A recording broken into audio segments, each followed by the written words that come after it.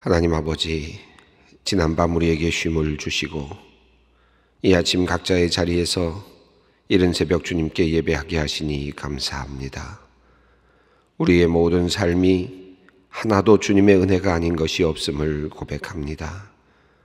우리가 깨어 있을 때뿐만 아니라 우리가 잠들어 있을 때에도 하나님은 우리를 지켜주셨습니다. 또한 그 사이 우리의 내면을 정돈하여 주셨고 우리의 환경도 모두 조정하여 주셨습니다. 이제 주님께서 마련하신 새로운 장으로 다시 나아갑니다. 힘찬 발걸음이 되게 하여 주시옵소서. 하지만 어젯밤 깊이 잠들지 못하여 피곤한 채로 일어난 분들도 있습니다. 아직 내면이 잘 정돈되지 않아 생각이 많고 이런저런 마음의 고통으로 그리고 이어지는 걱정으로 피곤한 사람들이 있습니다. 힘들게 밤을 보내고 다시 새벽을 맞이하는 이들에게 주님께서 참된 쉼을 주시기를 원합니다. 주님께서 그들에게 잠을 허락하시고 마음의 평안을 선물로 주시옵소서. 그들이 잠자는 사이 주님께서 아담에게 돕는 배필을 만들어 주셨듯 돕는 이들을 창조하여 주시고 그들을 보내어 주시어 이들의 삶이 힘들지 않게 하여 주시옵소서. 응급실의 병상에서 뜬 눈으로 밤을 보낸 사람들이 있습니다. 아픔을 견디며 두려운 마음으로 검사 결과를 기다리는 사람들에게 주님께서 힘이 되어 주시옵소서. 적절한 치료가 빠르게 이루어지게 하시고 속히 아픔이 사라지도록 인도하여 주시옵소서. 어제 새벽 사랑하는 아버님을 하늘나라로 주님 품으로 보내드린 목사님이 있습니다. 하늘나라의 소망이 있으니 감사하오나 이 땅에서의 아쉬움과 슬픔이 있습니다. 주님께서 그의 가정에 위로를 내려주시고 모든 가족이 한 마음으로 장래의 모든 절차를 아름답고 은혜롭게 보내게 하여 주시옵소서. 함께 유족들을 위해 기도하는 모든 이들의 기도를 들어주시고 하늘의 은혜가 부활의 소망이 가득한 장래의 모든 과정이 되게 하여 주시옵소서. 하나님, 특별히 올 한 해 동안 이런저런 이유로 안타깝게 주님의 품에 안긴 많은 우리의 성도님들이 있습니다. 슬픔을 당한 모든 가족들에게 하나님께서 오늘 이 시간 하늘의 위로를 더하여 주시옵소서. 못다 나눈 사랑으로 인해 후회가 가득한 유족들의 마음에 주님께서 평안함을 선물로 내려 주시옵소서. 남겨진 유족들이 힘을 모아 서로 사랑하며 이 땅에서 힘차게 살아가도록 주님 인도해 주시옵소서. 하나님, 오늘도 질병으로 인하여 간절히 기도하는 성도님들이 있습니다. 질병으로 인해 많은 일들이 기약 없이 미뤄지고 오랫동안 바랐던 일들을 포기해야 했으며 때로 관계가 깨어지기도 했습니다. 내 몸을 내 마음대로 할 수 없어 낙심이 되고 회복의 시기를 정확히 알 수 없기에 인생의 계획을 세우는 것도 의미 없는 상황이 되었습니다. 그런 그들의 아픔과 슬픔을 주님께서는 아십니다. 그들의 절망과 외로움을 주님께서 아십니다. 지독한 고통과 막막함 가운데 있는 그들에게 찾아가 주시어 하늘의 위로를 내려 주시옵소서. 그들이 하나님 안에서 다시금 소망을 품고 믿음으로 일어서게 하여 주시옵소서. 날마다 하나님의 위로를 경험하고 하나님의 일하심을 몸소 체험할 수 있도록 주님이 은혜를 베풀어 주시옵소서. 북한에 있는 우리 동포들을 생각합니다. 코로나19 감염병이 번져가는 가운데 북한의 땅이 어떠한 상황인지 우리는 걱정하는 마음으로 기도하지 않을 수 없습니다. 우리의 동포들입니다. 형제 자매들인데 그들이 헛된 이념의 노래가 되어 인간다운 삶을 살지 못하며 오늘에 이르고 있습니다. 그들의 영혼이 부르짖는 절규를 주님께서 들어주시옵소서. 특별히 감염병의 상황에서 희생되는 이들이 많지 않도록 주님께서 지켜주시옵소서. 특별히 북한 땅에서 하나님께 간절히 기도하는 주님의 백성들의 기도를 주님 들어주시기를 원합니다. 민족의 고통을 주님께 아뢰며 속히 통일이 되기를 바라는 북한 성도들의 기도를 흘려보내지 말아 주시옵소서. 속히 통일을 허락하여 주시기를 원합니다. 속히 북한 땅의 주민들이 자유를 얻게 되기를 소원합니다. 주께서 이루어 주시옵소서. 이 나라 대한민국에 들어와 새로운 국민으로 정착하여 살고 있는 탈북민들을 위해 기도합니다. 하나님, 이들이 이 땅에서 새로운 문화에 적응하느라 힘이 듭니다. 자유를 얻기는 했지만 자본주의의 이념 아래서 때로 이들은 혼란스러울 때가 있습니다. 향락의 문화에 빠져들거나 급하게 돈을 벌기 위해 하지 않아야 할 일들을 저지를 때도 있습니다. 하나님, 우리 교회가 이들을 따뜻하게 영접하고 이들이 이 땅에서 잘 적응하도록 돕게 하여 주시옵소서. 자유와 더불어 기독교의 가치인 소명의 정신을 함께 나누며 사랑의 가치, 인권의 가치를 함께 배우며 이 땅에서 가치 있게 사는 법을 함께 나누게 하여 주시옵소서. 도쿄올림픽이 개회되어 오늘부터 모든 선수들이 자신이 갈고 닦은 기량을 발휘하며 선의의 경쟁을 하게 됩니다. 하나님께서 그들에게 허락하신 육체를 그들이 아름답고 건강하게 가꾸어 그 가치를 세상에 드러내는 귀한 일입니다. 인간으로서 가장 멋진 모습, 최고의 기량을 서로 나누며 멋진 인류의 축제가 되게 하여 주시옵소서. 코로나19 감염병의 창궐로 걱정이 되는 부분이 많습니다. 우리나라의 선수들을 비롯하여 모든 선수들이 건강을 주님께서 지켜주시고 최선을 다한 이들이 최고의 메달을 얻게 하시며 후회하지 않을 만큼 준비한 이들이 상을 얻게 하여 주시옵소서. 또한 우리도 이러한 멋진 경쟁을 보면서 우리의 신앙의 경주도 다시 새롭게 다짐하게 하여 주시옵소서. 이제 말씀 앞으로 나아갑니다. 주님의 말씀이 오늘 우리의 삶의 힘이 되게 하시옵소서. 오늘 하루도 주님께 모든 우리의 삶을 의탁합니다. 우리 주 예수 그리스도의 이름으로 기도드리옵나이다. 아멘. 오늘 말씀은 고린도전서 12장 21절로 31절 말씀입니다. 고린도전서 12장 21절로 31절 말씀 함께 봉독하도록 하겠습니다. 눈이 손더러 내가 너를 쓸데없다 하거나 또한 머리가 발더러 내가 너를 쓸데없다 하지 못하리라. 그뿐 아니라 더 약하게 보이는 몸의 지체가 도리어 요긴하고 우리가 몸에 덜 귀히 여기는 그것들을 더욱 귀한 것들로 입혀주며 우리의 아름답지 못한 지체는 더욱 아름다운 것을 얻느니라. 그런즉 우리의 아름다운 지체는 그럴 필요가 없느니라. 오직 하나님이 몸을 고르게 하여 부족한 지체에게 귀중함을 더하사 몸 가운데서 분쟁이 없고 오직 여러 지체가 서로 같이 돌보게 하셨느니라. 만일 한 지체가 고통을 받으면 모든 지체가 함께 고통을 받고 한 지체가 영광을 얻으면 모든 지체가 함께 즐거워하느니라. 너희는 그리스도의 몸이요 지체의 각 부분이라. 하나님이 교회 중에 몇을 세우셨으니 첫째는 사도요, 둘째는 선지자요, 셋째는 교사요, 그 다음은 능력을 행하는 자요, 그 다음은 병 고치는 은사와 서로 돕는 것과 다스리는 것과 각종 방언을 말하는 것이라. 다 사도이겠느냐? 다 선지자이겠느냐? 다 교사이겠느냐? 다 능력을 행하는 자이겠느냐? 다 병 고치는 은사를 가진 자이겠느냐? 다 방언을 말하는 자이겠느냐? 다 통역하는 자이겠느냐? 너희는 더욱 큰 은사를 사모하라. 내가 또한 가장 좋은 길을 너희에게 보이리라. 아멘. 고린도전서 12장 마지막 부분까지를 읽었습니다.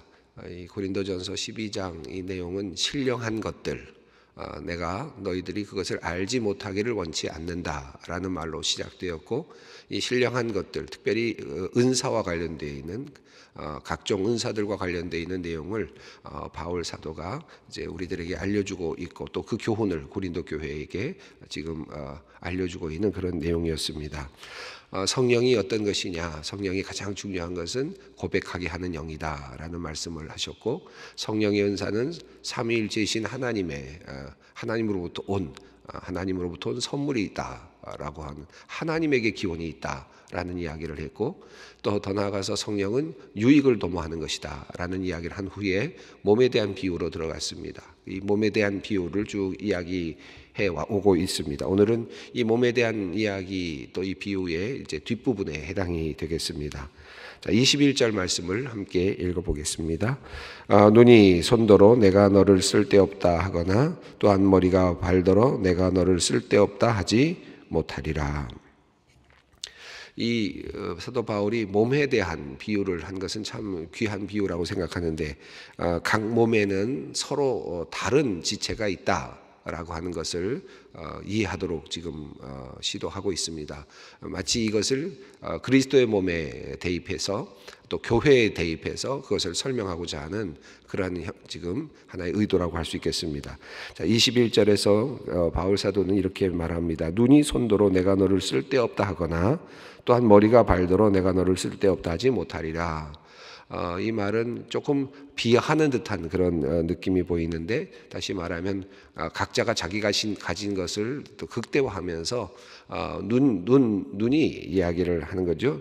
손은 필요 없다, 눈이 최고다, 이렇게 이야기를 하는 그런 모습이라고도 보겠습니다. 또 머리가 발더러 머리가 중요하지 발이 뭐 중요하냐, 발은 쓸데없다, 쓸모가 없다, 가치가 없다, 이렇게 말할 수 있겠느냐라는 것입니다.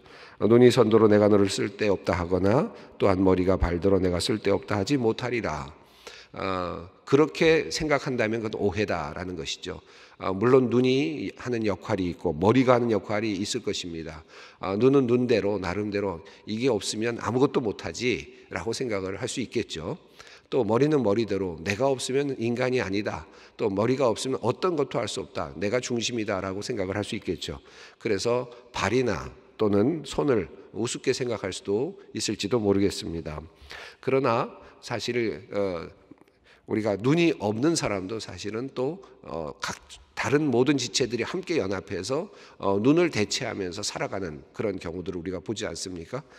이렇게 모든 것이 가장 중요하다라고 말할 수 있고, 물론 필수적인 그런 요소들이 있겠지만, 그러나 그것으로 인해서 내가 우월하다라고 말할 수는 없다 라고 하는 그런 내용입니다. 그런데 이 내용은 앞서 있는 내용과 조금 또 반대되는 그런 의미도 있습니다. 15절 16절에서는 좀 스스로를 비하하는 듯한 그런 또 입장을 가지고 있는 그런 지체의 모습을 설명하기도 했거든요. 15절은 이렇게 되어 있거든요. 만일 발이 이르되 나는 손이 아니니 몸에 붙어 있지 아니하였다 할지라도 이로써 몸에 붙지 아니한 것이 아니요, 또 귀가 이르되 나는 눈이 아니니 몸에 붙지 아니하였다 할지라도 이로써 몸에 붙지 아니한 것이 아니니. 자, 이 말씀은 거꾸로 나는 나 같은 존재가 뭐 여기 붙어 있겠어? 나 같은 존재가 왜 여기 있을 필요가 있겠어? 뭐 혹시라도 손이면 모를까, 또 뭐 눈이면 모를까, 이렇게 생각을 한단 말이죠. 내가 스스로를 비하하고 나는 여기에 들어갈 만큼 그 정도 되지 않는다, 그런 정도의 어떤 가치가 없다라고 생각하는 어떤 열등감을 표현하고 있다고도 볼 수 있겠습니다. 우리가 어떤 지체든지 지체의 관점에서 본다면 스스로 나 같은 사람이 뭐 여기 무슨 역할을 하겠나, 나 나름대로 역할은 있겠죠. 그런데 그 역할이 그다지 중요한 역할이 아닌데 내가 뭐 여기 붙어 있다고 말하겠어? 나는 여기 붙어 있다고 말할 수 없는 존재지, 그죠? 나는 그저 멀찌감치 있는 존재지라고 생각을 하지만 어찌 그럴 수 있겠느냐라는 말이 15절 16절에 있었다면, 21절에서는 또 거꾸로 내가 최고지라고 생각하고 있는 사람들, 그리고 내가 최고라고 지금 생각하고 있는 지체, 그런 지체를 향하여서 너희가 그렇다고 해서 발이 필요 없다고 하겠느냐, 손이 필요 없다고 하겠느냐라고 그렇게 이야기를 하고 있습니다. 자, 22절 말씀을 읽겠습니다. 그뿐 아니라 더 약하게 보이는 몸의 지체가 도리어 요긴하고. 이제 바울은 조금 더 깊이 그 몸을 좀 분석하듯이 들어갑니다. 그래서 조금 더 유비를 조금 더 깊게 하려고 하고 있는데요. 22절에서 더 약하게 모이는 몸의 지체가 도리어 요긴하다. 그렇지 않습니까? 우리가 우리의 몸을 보아도 우리 안에 있는 내부 장기 굉장히 약하죠. 그것을 그냥 그렇게 밖에 둘 수 없는 그런 장기들이죠. 또는 우리 머릿속에 있는 뇌 같은 것들이 아마 그런 것일 것 같습니다. 굉장히 약하고 어떤 것에서든지 쉽게 타격을 받을 수 있는 아주 연약한 부분들이 우리의 몸에 많이 있죠. 자, 이런 것들은 도리어 상당히 요긴하다라는 것이고, 더 나아가서 그런 그 이런 장기라든가 이런 기관들은 또 다른 어떤 기관들에 의해서, 어떤 지체에 의해서 보호받고 있는, 자, 이런 모습을 우리가 보게 됩니다. 자, 그래서 약하게 보이는 것 같지만 저 아무것도 아니다, 이렇게 힘도 없고 뭐 별로 뭐 하는 것도 없어 보이는 것 같은 그런 존재들이지만, 실제적으로는 굉장히 요긴한, 몸의 지체를 움직여내고 또 몸의 모든 곳에 어떤 피를 보내기도 하고, 또 그것에 영양분을 보내기도 하고, 모든 것들을 보내는 가장 또 신호를 보내기도 하고, 신경을 통해서 또 신호를 보내는, 이런 모든 것들을 하는 이런 것들이 있다는 거죠. 이런 요긴한 존재들이 지체 가운데 있다라고 하는 것을 보여줍니다. 또 23절 말씀 읽습니다. 우리가 몸에 덜 귀히 여기는 그것들을 더욱 귀한 것들로 입혀주며 우리의 아름답지 못한 지체는 더욱 아름다운 것을 얻느니라. 이 말씀은 우리가 몸에 덜 귀히 여기는 몸에 덜 귀히 여기는 것들, 덜 명예스러운 것들이라고 하는 표현이겠습니다. 도리어 덜 명예스러운 것들이 우리 몸에도 있죠. 그런데 그런 것들은 도리어 또 명예스러운 풍성한 명예를 덧입혀준다, 어떤 아름다운 것들로 그것이 커버가 된다, 이렇게 이야기를 했습니다. 글쎄요, 덜 명예스러운 것들이 어떤 것들이 있을런지, 예를 들면 배설과 관련돼 있다든지 생식과 관련돼 있다든지, 이런 것들은 좀 명예스럽지 않은 그런 것일 수도 있겠죠. 도리어 수치스러운 그런 것일 수도 있겠죠. 그러나 그런 것들은 가려져 있지만 도리어 아름다운 것들로 가려지게 되고 그것을 통해서 명예를 얻는다, 이렇게 표현하고 있습니다. 또 아름답지 못한 것, 볼품 없는 것, 몸 중에서 볼품이 없는 것들은 도리어 다른 것들에 의해서 가려지거나 또는 아름다운 것들을 통해서 가려지는 법이다, 이렇게 꾸며주게 된다라고 하는 그런 말씀입니다. 자, 그러니까 아름답지 못한 것이라고 해서 또는 덜 명예롭지 못한 것이라고 해서 그것이 필요 없는 것이 아니고, 도리어 그런 것들은 도리어 다양한 방식으로 보호를 받는, 또 아름답게 치장되는 그런 것이다라고 이야기를 합니다. 24절 말씀 읽습니다. 우리의 아름다운 지체는 그럴 필요가 없느니라.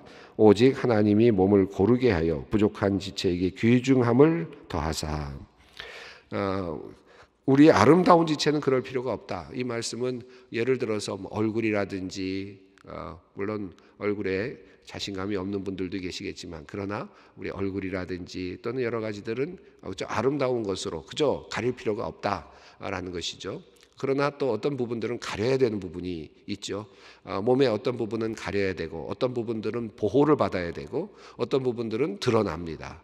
드러나도 상관이 없습니다. 자, 그러니까 몸은 각자의 위치가 있고, 각자의 또 역할이 있고, 그리고 나서 또 각자 대우받는 것도 서로 다르다. 연약한 것은 연약한 대로 대우받고, 볼품 없는 것은 볼품 없는 것대로 또 보완적인 대우를 받게 되고, 또 아름다운 것들은 그 아름다운 것대로 스스로 드러낼 수 있도록 그렇게 열려져 있는 이런 인간의 육체, 이런 육체를 지금 바울이 설명하고 있습니다.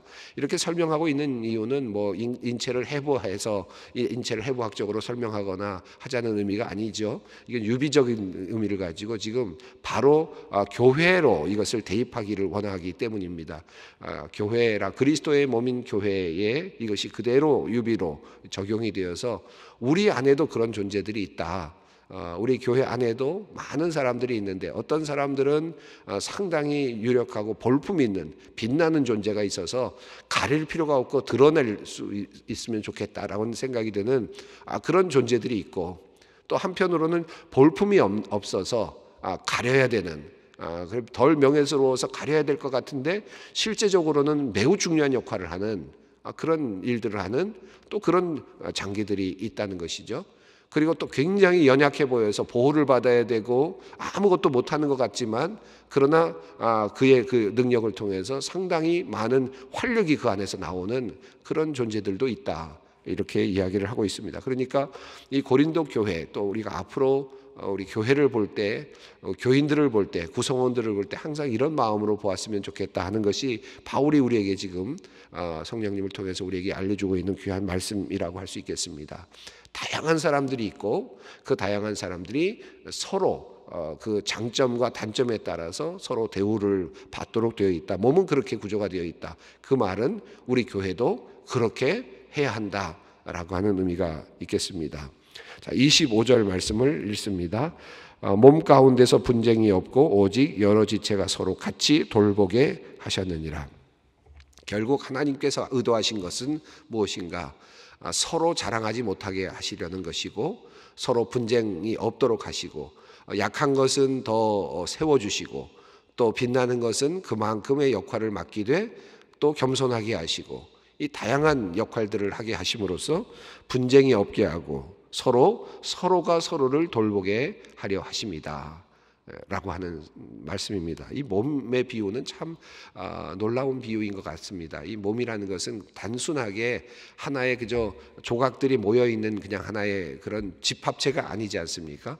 서로가 연결이 되어 있고 서로 소통하고 있고 그 소통을 통해서 성장하고 있고 또 때로는 쇠퇴할 수도 있는, 또 그것 때문에 또 한 지체가 없어졌을 때, 또 한 지체가 역할을 감당하지 못할 때 그것을 또 다른 지체가 대체하기도 하는 아주 신비스러운 몸, 이 몸의 구조를 지금 설명하면서 많은 상상력을 우리에게 줍니다.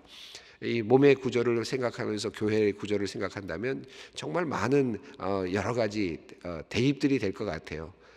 어떤 교회에 어떤 부분이 없다 했을 때는 또 다른 사람들이 그것을 또 대체하기도 하는 여러 가지 교회의 역할, 이런 것들이 이제 잘 우리가 이 몸의 비유를 통해서 이해할 수 있을 것 같습니다. 26절이 굉장히 중요하고도 아주 핵심적인 내용을 말하고 있습니다. 26절을 읽습니다. 만일 한 지체가 고통을 받으면 모든 지체가 함께 고통을 받고 한 지체가 영광을 얻으면 모든 지체가 함께 즐거워하느니라. 예, 몸은 서로 다른 위치에 있고 다른 역할을 하고 우열을 가릴 수도 있겠지만 가릴 필요가 없고 또 가릴 수도 없는, 가려서도 안 되는 이제 그런 존재이고, 약한 것들은 도리어 강한 것에 의해서 보호를 받기도 하는 그런 존재들인데, 결국 중요한 것은 이 모든 지체는 서로 연결되어서 한 지체가 아프면 모두가 고통을 받고 또 한 지체가 영광을 얻으면 모든 지체가 함께 영광을 얻는다 라고 그렇게 이야기를 하고 있습니다. 이게 굉장히 중요하죠. 그러니까 이것은 서로 떨어져 있다. 우리는 떨어져 있기 때문에 너의 고통은 나의 고통이 아니다는 것이 아니고 너의 고통이 나의 기쁨이다. 이것도 절대로 아니다는 것입니다.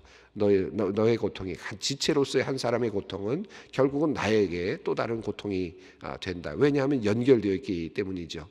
우리 교회가 이렇게 교회에서 모든 성도들이 함께 예배를 드리고 함께 교회 생활을 할 때 교회가 어려워지는 경우들이 상당히 자주 있습니다. 그런 경우들을 우리가 보게 되는데, 그때마다 어떤 교인도 교회가 어려워지게 되면 한 사람도 거기에서 예외가 되지를 않습니다. 그 여파가 계속해서 몰려와서 결국은 아무것도 안 하고 있는 것 같은 교인에게까지도 마음에 상처가 되게 되고 영적으로 힘들어지는 상황들을 경험하게 되죠. 우리가 뭐 수없이 교회의 상황에서 그런 것들을 보게 됩니다. 우리가 기도할 때도 이 부분 굉장히 중요한데, 중보기도와 관련돼서 이 부분을 한 가지 말씀을 드린다면, 중보기도를 어떻게 드릴 것이냐, 중보한다는 것, 이 중보기도에 대해서 여러 논의들이 있습니다. 예를 들어서 중보한다는 말은 하나님과 인간 사이를 중재한다는 의미인데, 이렇게 중보를 할 수 있는 존재는 예수 그리스도밖에 없다. 또 성령님, 지금 이 땅에서 성령님께서 또 예수 그리스도와 우리 사이를 중보하시다. 이 중보는 바로 이런 그 예수 그리스도 또 성령 외에는 없다 라고 이야기를 하고, 그렇게 이해하면서 우리가 과연 다른 사람을 위해서 중보 기도를 할 수 있느냐, 중재적 기도를 할 수 있느냐, 이런 문제에 대해서 의문을 제기하는 분들이 꽤 있습니다. 그래서 최근에는 이 중보기도라는 말을 쓰지 말자라는 운동도 꽤 있고, 특히 보수적인 교단에서 중보기도라는 말을 쓰는 것을 상당히 아주 이단시하는 그런 경우들도 있습니다. 중보기도의 의미는 이해가 되죠. 우리가 다른 사람을 위해서 기도한다라는 의미고, 다른 사람의 고통스러운 상황을 또 그의 어떤 기도의 내용을 우리가 함께 기도해 준다라는 그런 의미가 있죠. 근데 이것을 우리가 중보적 개념으로 이해하기보다는 하나의 몸으로서 이해하는 것이 중요합니다. 오늘 이 26절에 있는 말씀처럼 누가 아프단 말이죠. 어떤 분이 아프다. 그러면 저 사람이 아픈데 나는 괜찮아. 가 아니라 저 사람이 아픈데 우리가 한 몸이기 때문에 나도 아픈 겁니다. 그렇죠? 그래서 내가 아픈 것을 느끼고, 그래서 함께 고통스러움을 느끼면서 하나님 앞에 한 몸으로 기도하는 것이다. 그것이 바로 우리가 중보 기도라고 할 수 있겠습니다. 그러니까 우리가 중보 기도를 내가 능력이 있어서 당신을 위해서 기도한다, 그런 의미가 아니라, 또는 목사님이 목사로서의 어떤 특별한 능력이 있어서 다른 사람을 위해서 기도한다, 그런 의미가 아니라, 우리가 하나의 공동체인데 우리 교인 한 분이 아플 때 나도 아프죠. 목회자인 저도 아픕니다. 모두가 다 아프죠. 그것을 아는 사람들이 모두 다 아픕니다. 그 아픔을 가지고 하나님 앞에 기도하는 것, 이것이 바로 중보적 기도, 중보 기도라고 할 수 있겠습니다. 이름이 어떠하든지 우리가 그렇게 의미를 이해하시면 좋겠습니다. 내가 다른 사람을 위해서 중보한다, 기도한다, 특별하게 내가 위해서 해준다가 아니라, 우리가 같은 상황에서 같은 몸이니까 발가락이 아픈데 내가 지금 하나님 앞에 아파서 기도하는 것이죠. 내가 아픈 겁니다. 그래서 내가 아픈 것으로 이해하고 함께 기도해주는 그런 기도의 자세가 필요하겠습니다. 자, 27절 말씀을 읽습니다. 너희는 그리스도의 몸이요 지체의 각 부분이라. 이제 드디어 확실하게 이제 우리 그리스도의 몸으로서의 교회를 대입하고 있습니다. 이제 지금까지는 몸에 대한 비유를 했다면 그것을 그대로 가져다가 그리스도의 몸 지체가 바로 교회다라고 그렇게 이야기합니다. 28절을 읽습니다. 하나님이 교회 중에 몇을 세우셨으니 첫째는 사도요, 둘째는 선지자요, 셋째는 교사요, 그 다음은 능력을 행하는 자요, 그 다음은 병 고치는 은사와 서로 돕는 것과 다스리는 것과 각종 방언을 말하는 것이라. 자, 지체라는 말을 썼는데, 지체를 이야기하면서 크게 두 가지 큰 흐름을 여기서 설명하고 있습니다. 첫 번째는 이 지체를 뭐로 했느냐 하면 우선 직제를 이야기했습니다. 사도요, 선지자요, 교사. 아마도 이것은 사도행전 13장 1절부터 2절에 나온 안디옥 교회의 어떤 상황을 근거로 해서 이야기한 것 같습니다. 안디옥 교회에 선지자와 교사가 있으니 라는 이야기와 더불어서 바나바가 이제 선지자의 이름으로 거명되고 있거든요. 자, 그런 내용들을 보면 사도요, 선지자요, 교사, 이것은 직제죠. 그러니까 사도라고 하는 직제가 있고, 선지자는 말씀을 가르치는 자요, 말씀을 가르치고 설교하는 사람이고, 교사는 사람들에게 그것을 가르치는 이제 그런 역할을 하는 조금 구별되어 있는 사람들이고, 그 다음부터는 은사와 관련되어 있습니다. 능력을 행하는 자, 그리고 병을 고치는 사람, 서로 돕는 것, 다스리는 것, 그리고 각종 방언을 말하는, 이것도 각종 은사에 해당이 됩니다.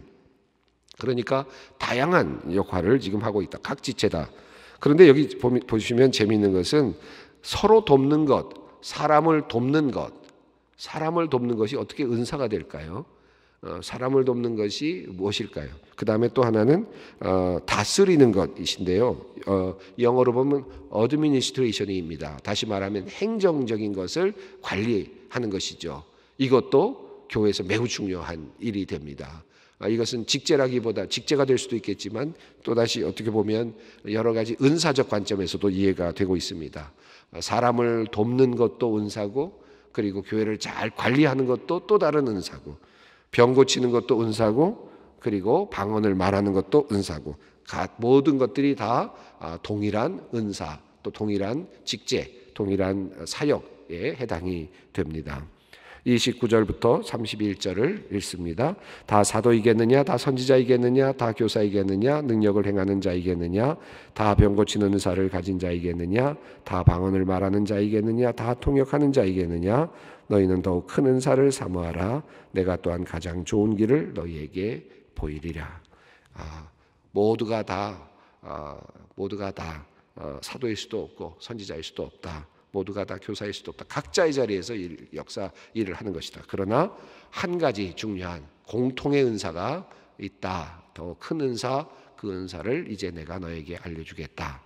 라고 하면서 12장이 마무리되고 있습니다. 이제 13장은 이제 바울이 그 해답을 우리에게 전해 주겠습니다. 하나님의 말씀으로 또 전해주는 이 말씀 우리가 기대하게 됩니다. 바로 사랑이죠. 다음 시간에 우리가 함께 그 부분을 읽고 또 묵상하도록 하겠습니다. 오늘 받은 말씀 기억하면서 나의 위치, 내가 해야 할 일, 내가 어떻게 생각하면서 교회에서 사역을 해야 할까, 그 고민을 하면서 오늘 기도의 자리로 나아가겠습니다. 하늘에 계신 우리 아버지, 아버지의 이름을 거룩하게 하시며 아버지의 나라가 오게 하시며 아버지의 뜻이 하늘에서와 같이 땅에서도 이루어지게 하소서. 오늘 우리에게 일용할 양식을 주시고 우리가 우리에게 잘못한 사람을 용서하여 준 것 같이 우리의 죄를 용서하여 주시고 우리를 시험에 빠지지 않게 하시고 악에서 구하소서. 나라와 권능과 영광이 영원히 아버지의 것입니다. 아멘.